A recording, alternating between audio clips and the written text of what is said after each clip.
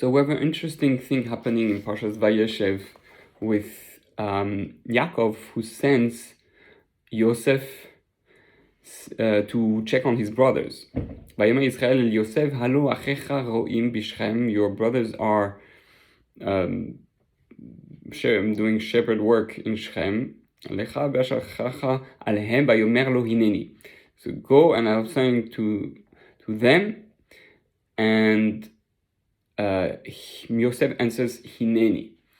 Now, I think that this hineni is very important because basically the way Rav Manitou speaks about it, which is Rav Leon Ashkenazi, French Moroccan, I think, was 40. He translates as hineni, I am ready. So this brought me right away to think of the different hinenis. We know we have to look at the other times that hineni appears. So there's a hineni when something is about to happen that is out of the ordinary, something bad. Like the first hineni appears with Hashem, who sees that there was mashris ba'aretz, that the world became so corrupted, then he had to bring the Mabul. And so, as if to say, there needs to be a change now. Things have to be turned around. Things have to be kind of go. Something has to start again. And Yaakov, says Rabbi Leon Ashkenazi, thought that maybe that was the process, the beginning of the process of the exile. That's why he sent him there. He knew that by sending him there, there was the decree connected to Avram. But the first thing that happened in my mind regarding hineni is that it says Avram, when Hashem tests Yitzchak, it says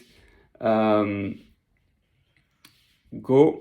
No, he calls Abraham and says Vayomer hineni. Abraham also answers hineni. So when it's hineni, that means that I am ready for the elevation, for the challenge, because it says Vayehi achar hadvarim alei ve'elokim nisa et Abraham. Abraham was tested. So hineni is comes in those two contexts. The context that something big is about to happen. There's a change. There's a reverse of things, a challenge. And in the same time, it's a test. So here, as I said, Rav Manitou says, I am, regarding Yosef, saying, I am ready. So what I'm trying to say is that it appears that Yaakov, it declares that Yaakov knew there was this tension between the brothers and Yosef, but he sent him there, try to see the shalom. Vayomer lo lecha lechna re es shalom. Go see the peace achicha, the peace of your brothers. What do you mean the peace of your brothers? Meaning the peace that you have with the brothers. You gotta try to fix that. You gotta try to bring harmony.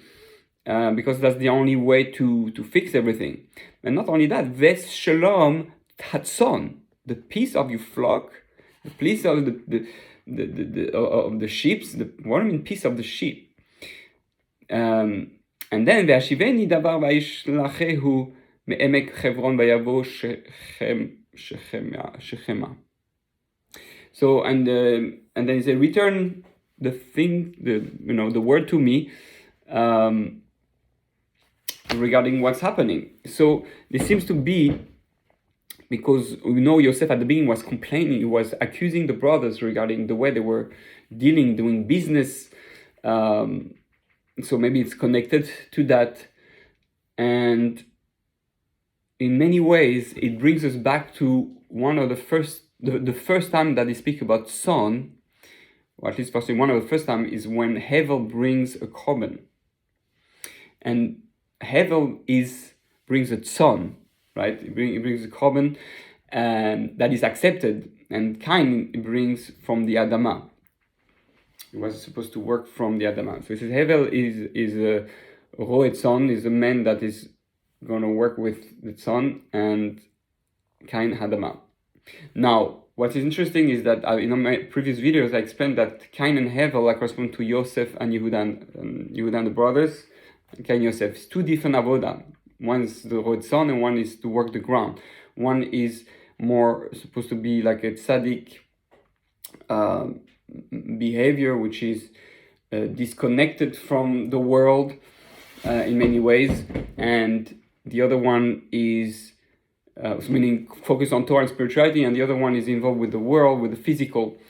And there was those two work that needs to be done, which was reflected in Yaakov and Esav, where Yaakov Ishtam Yoshev Ohalim, which represents the son, which is the shepherd, the isolated, learning Torah, disconnected more from the physicality.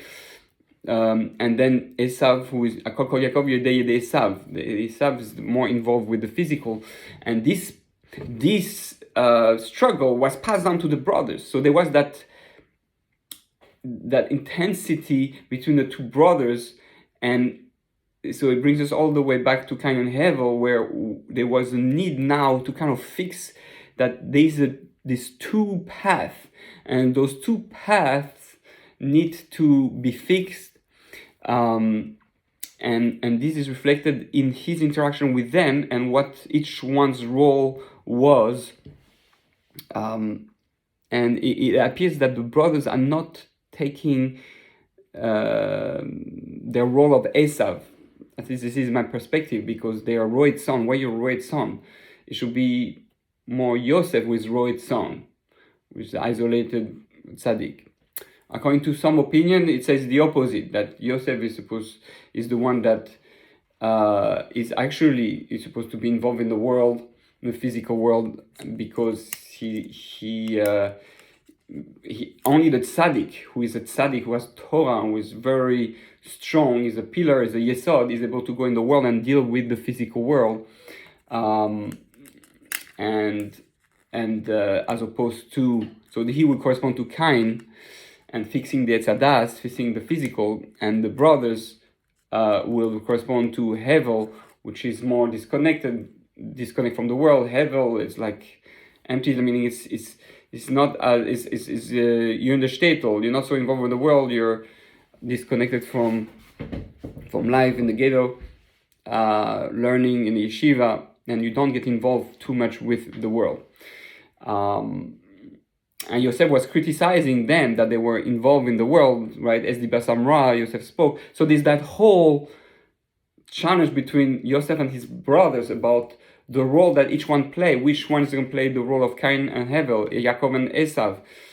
Who is going to bring the redemption? What's going to be the necessary step to reach there? There's Moshe ben Yosef and Moshe ben David. So Yosef was saying, I'm the only one that should deal really with the outside world, with someone who is a tzaddik. You're not tzaddik enough. You have to be careful, and it's a kind of proven when Yehuda ended up going with a prostitute, he thought he was a prostitute, Tamar, right? Saying, Yosef, he was confronted with the wife of Potiphar, he didn't fail, but Yehuda fell. So we see that it's almost showing us that Yosef was right in a way, in the way he was approaching them. Yosef was making himself beautiful, he was involved with the physical. So he was saying, I can do it, you cannot do it. He said, you want to rule over us? You think you're the best? You think it's like Cain. It's like Cain saying, or Hevel said, you think you're better than me? To Cain, because my korban is accepted. Yosef is saying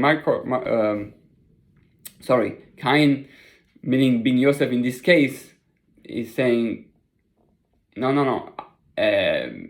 Your korban is accepted, but it's not accepted anymore because you're not doing what you're supposed to do. Mine was accepted. Mine was not accepted, but I'm going to do the work. So anyway, different ways to look at it. But the idea is that Yaakov knew that there was this challenge, and that he wanted to bring Shalom. So he sent Yosef knowing of that challenge, that he will be in danger, and he felt that when the brother said Yosef is not here, that he failed the test. He failed the test, and there was no shalom anymore. He didn't hear about Yosef to many, many years, 22 years later. So in a way, it helps understand a little bit what has happened here, and that why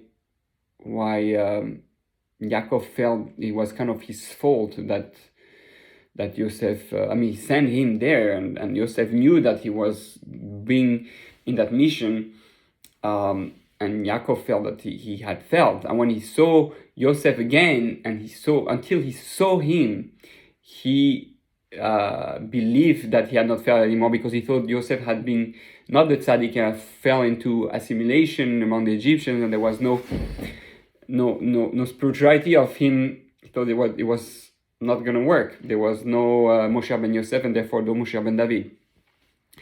Meaning he had failed in uniting the Rachel and Leah, the physical and spiritual, the Yaakov and Esav level. So because of that, what I want to come to understand here, or it's more of a question, is that there's that whole idea that the 10 tribes have been lost. The 10 tribes have been lost, have put into exile, and that we, according to some opinion, the 10 tribes are never going to come back. It's very, very hard to understand. What do I mean the 10 tribes are not going to come back? Because we know that anybody can do tshuva, and at the end, all of the souls are going to be gathered together. But I think it connects to that, is that we need to, what can we do to bring the tribes back? What can we do to fix Yaakov, Yosef, and Yehuda? And in a way, it's the job of, and this I'll take the approach that Yosef is the frumis, so to speak, the one who knows Torah, at least, the tzaddikim.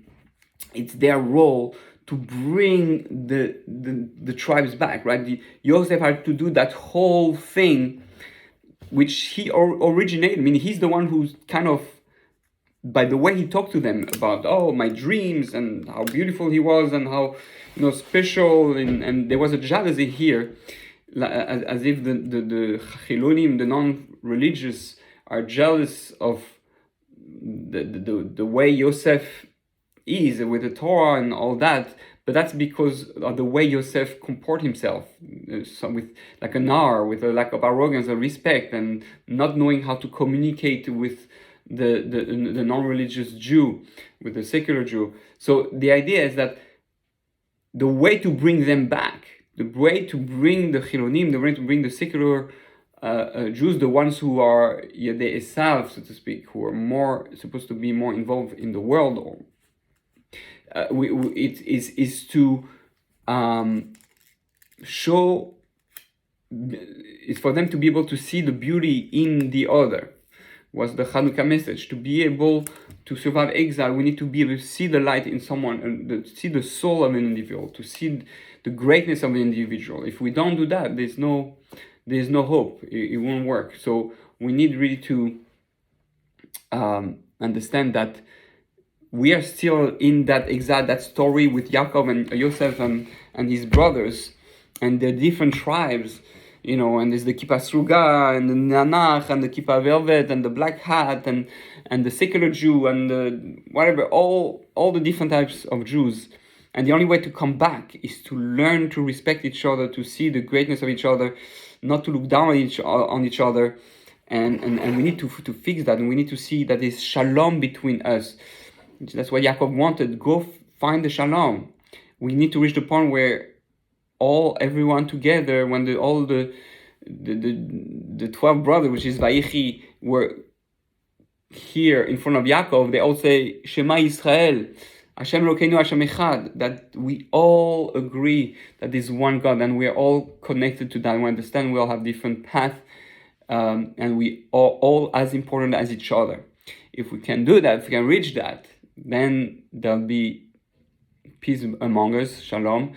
Then the bracha will come back, and not only that, we will be able to have shalom with the non-Jewish world, because if it happens within Jewish people, it will happen in the world.